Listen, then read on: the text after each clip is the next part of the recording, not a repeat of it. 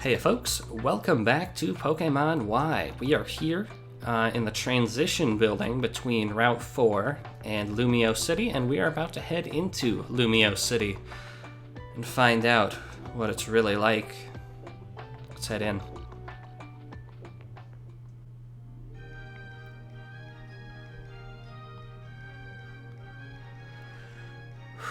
Alright, so Lumiose City, City of Light. Lumiose City is freaking gigantic. It is huge, and we can't even access more than half of it right now. Somewhere in this city, we will find the Sycamore Pokemon Lab, but there's a heck of a lot more to find.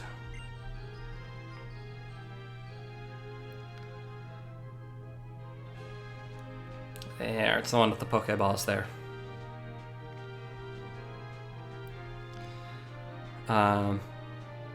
So right now, we only have access to the South Boulevard. If we try to head outside the South Boulevard, a construction worker like this person will be like, hey, sorry, you can't go out. There's a blackout. So that limits our ability to explore, which honestly I think is a good thing, because this is, again, a freaking gigantic town. There are taxis. You can take taxis to get around this town. Anyway, I will do a detailed exploration of the city after we do the stuff with Professor Sycamore. But for now, let's just go in here and take care of the plot stuff.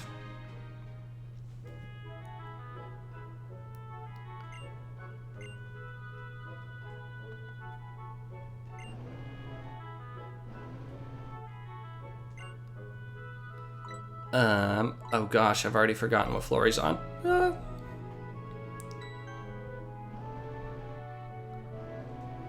I don't think it's this floor. Nope, this is where all of his aides are hanging out.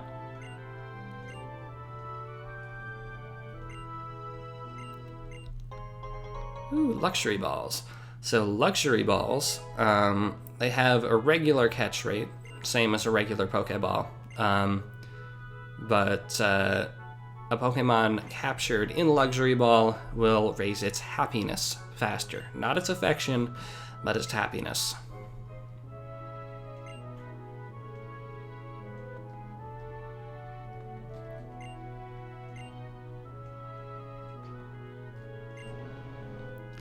Alright, that was a nice little diversion. Now let's go to the third floor.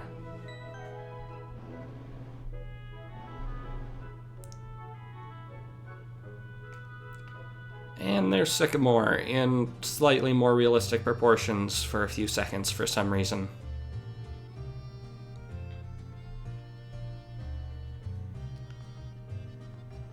It's got great music though. Ooh, false swipe. Awesome. So, if you're someone who likes to catch a lot of Pokemon, false swipe is a great move to have, because it cannot faint Pokemon. And so you can whittle a Pokemon down to exactly one hit point, and then chuck balls at it. It's nice that they give it to you early on. They do a similar thing in Omega Ruby and Alpha Sapphire.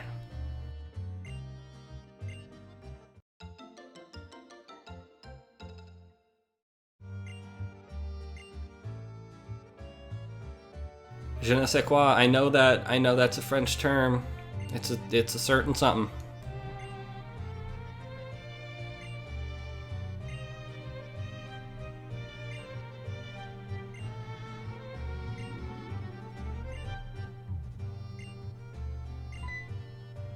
Oh, and we got visitors.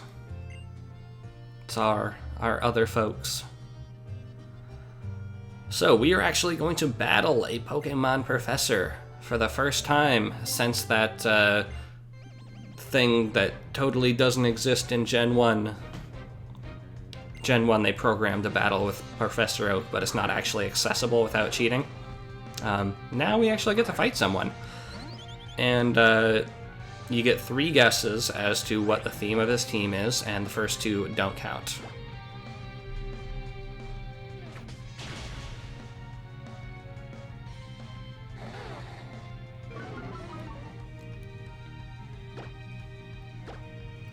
So yeah, he will send each of the Kanto starters, base form Kanto starters, at you, one after another, starting with Bulbasaur.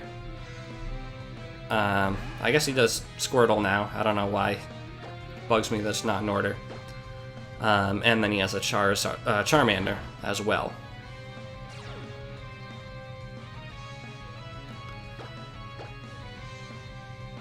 And it's, again, a simple way to see if you're looking at type matchups, but again, I'm not really doing anything with the type matchups right now. I'm just using neutrally effective moves on him.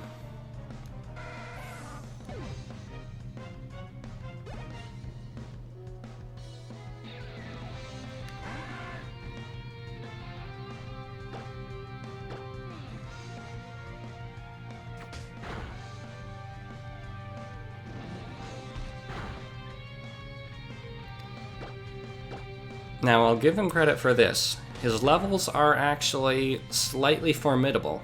They're all level 10, and if you're not overtraining like 2 Pokemon like I am, if you have a larger team and you're spreading things out, they might be a little bit tricky. Not super tricky, but they could be a little bit tricky.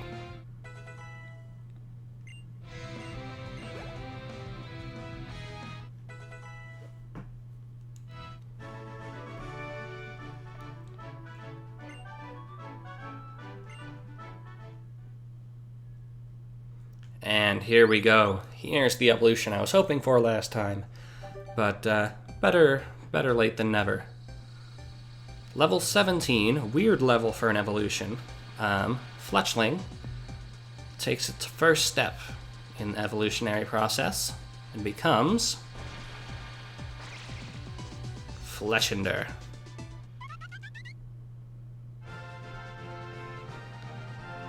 Now, if you look carefully at Fletchender's design there, you might be able to predict what has happened with its typing, and then it starts learning Ember, and all your suspicions are confirmed.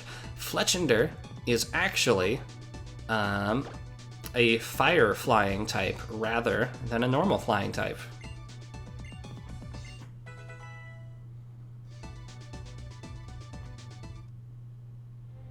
It's pretty neat.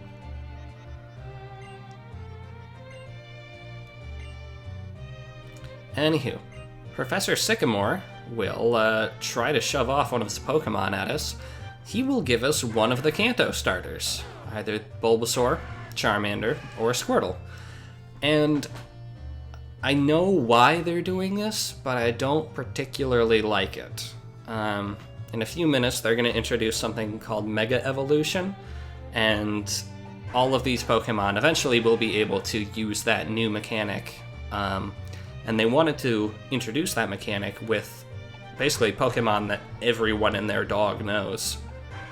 If you introduced Mega Diancie, I don't know, as the first Mega Evolution, nobody would really get the gravity of it. But introducing Mega Venusaur, Mega Charizard, and Mega Blastoise, that gets people's attention.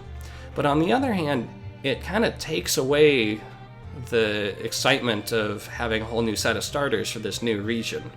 I feel like bringing in the Gen 1 starters steals the thunder a little bit. Anyway, it doesn't really matter which one I choose because none of them are going to be on my team, but I do need a Squirtle for my living decks that I, for some reason, am trying to put together now. So, let's take a Squirtle.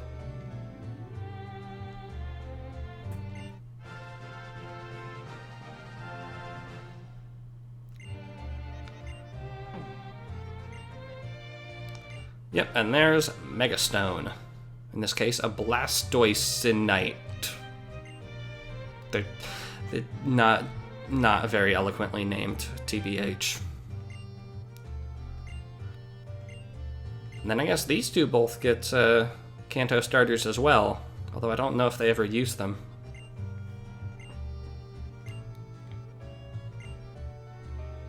Alright, dramatic speech time.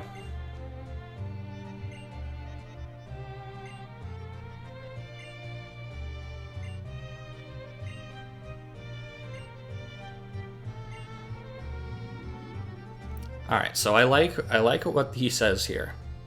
If that's what best trainer means to you, then I want you to go out there and complete that Pokedex. So a big thing about this scene, and what I'm hoping to see develop over the course of the game, is this idea that there's no one right way to live.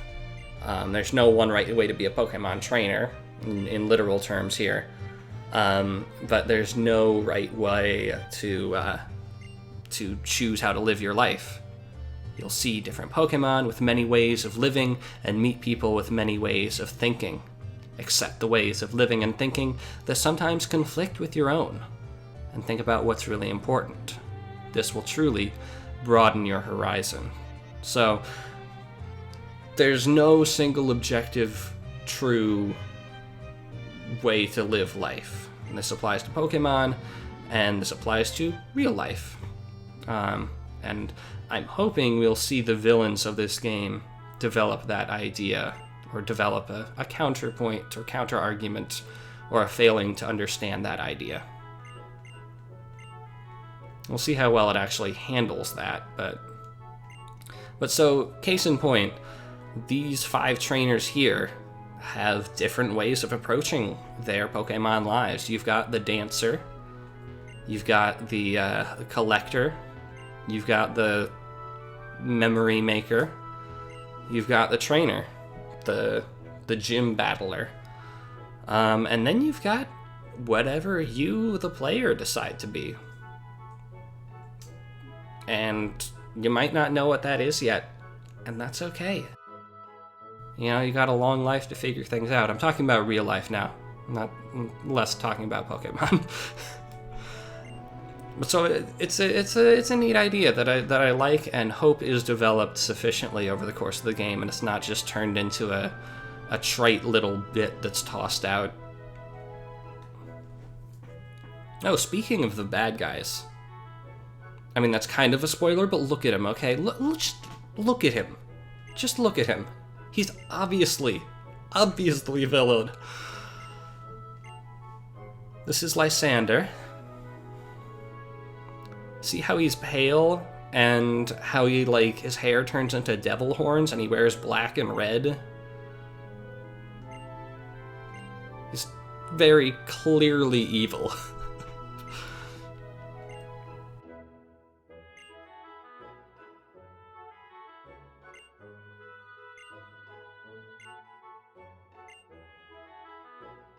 So there's your warning sign there. He talks some good talk about people working together and Pokemon working together for the betterment of the world. But then he trots out a more beautiful world, and it's like, that's an interesting word to use. I wonder what kind of beautiful world Lysander desires. You know, that's already, as a counterpoint to what we just were talking about with Professor Sycamore, Lysander seems to have a preconceived notion of what he wants the world to be. Not just his world, but the world of everyone, the world that everyone lives in, and the lifestyle that everyone uses. And so the fact that he wants people to work towards a certain beautiful world starts ringing some alarm bells. We don't know exactly what kind of world he wants, but it's enough to raise an eyebrow.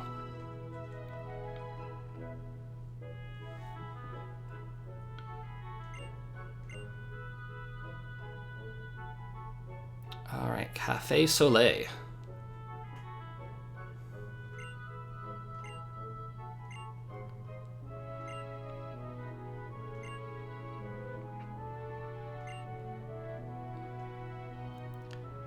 All right, so there is a lot to explore here in this town. I keep calling it a town, but it's a city.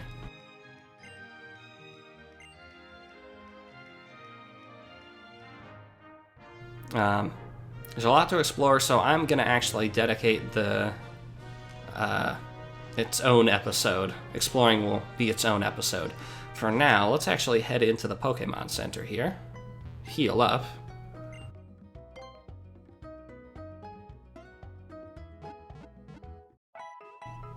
And that will wrap things up for this episode. And next time, we will explore a portion of the grand expanse of Lumiose City. So, thanks for watching, and I will see you guys next time.